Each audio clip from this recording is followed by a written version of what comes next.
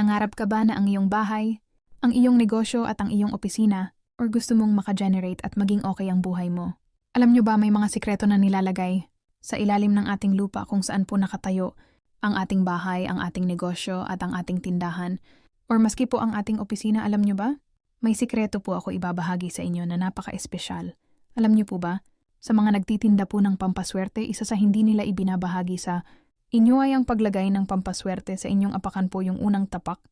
Papasok o palabas sa pintuan nyo po dun sa labas, dyan po sa ilalim diyan kayo maglagay ng isang mata at isang bibig na niyog. Ito po. Ganito po yan. Ang paglalagay dapat nakaganito po nakaharap itong mata at bibig sa langit na kung gusto. Naman pabalik-balik ang customer sa'yo at laging may tao ang bahay mo ang paglagay. Naman nito sa lupa ay nakaganyan po siya. Nakaharap po sa labas, dapat buo po. Ito ha, may laman man o wala.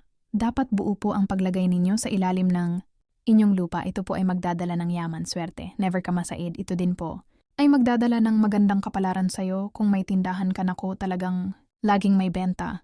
This one is the best ilagay talaga sa bahay o sa negosyo mo. PM na sa mga gusto mag-order.